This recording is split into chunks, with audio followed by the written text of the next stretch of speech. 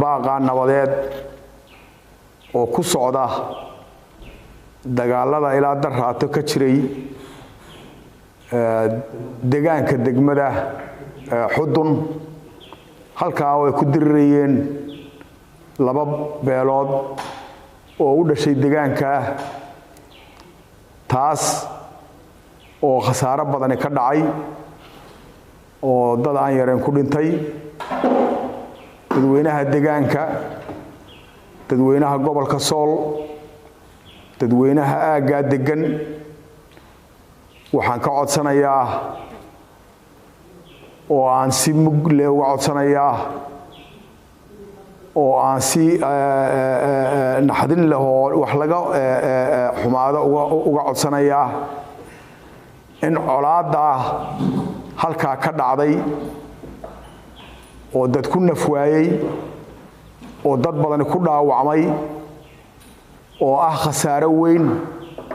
in la joojiyo oo wada hadal arrinka loo bedelo oo xaajada dhulka la dhigo waxaan ka codsanayaa dadka arrinta ka wada in dhibaato ka sii socoto isku guwaabinaya wax in ay ilaahay abuuray ka yaabaan inay bisha barakaysan ee rabadaan ilaahay cibaadada u soo rogay ka xishoodaan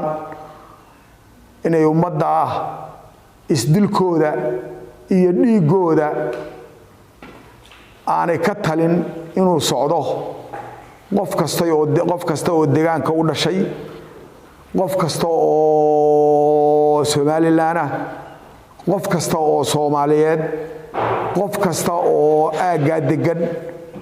waxa ku waajiba meeshii uu xumaha qaadan lahaa inuu samaha qaato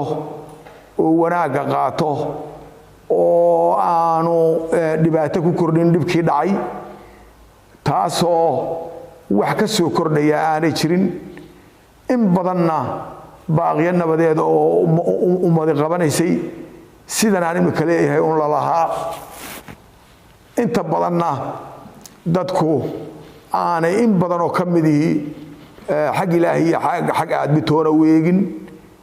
ee ay meesha guubaabo iyo dhibaato inay ka korodho uun ay isticmaalaan dagaalkan hadda dhacay ee labada casho jiray waxaan khasaare ahayn oo ka soo kordhay ma jiro ninkii hadda doona in uu sii socdo oo guwaabo ka wadana waxaan khasaare ahayn oo ka soo kordhaya ma jiro wax qof islaami uu uga taliyaana ma jirto waxaan ka codsanayaa dadweynaha Laascaanood waxaan ka codsanayaa dadweynaha gobolka in arrinka nabad lagaga taliyo in wanaag lagaga taliyo in cid kasta oo ku lug leh ay dhigto xaajada ay kaga jirto inta xumaanta kaga jirtaana ay wanaag u bedesho intii wanaaga ugu jirtay hore ugu jirtayna ay wanaageedu u wadaan waayo in badan baa laga mahmaayo la dagaal wiil baa ku dhintay wiil kuma dhasho dadweynaha u dhashay gobolka Sool ee dibadaha jooga oo had iyo goor ay filan waskarayso dagaalada ka dhaca dhulkaas ay had iyo goor sida ay deegaanka u gaadhayeen u gaadhana waxaan jeclahay oo kala talinaya oo ka codsanaya dadka dibadaha jooga inay arrinta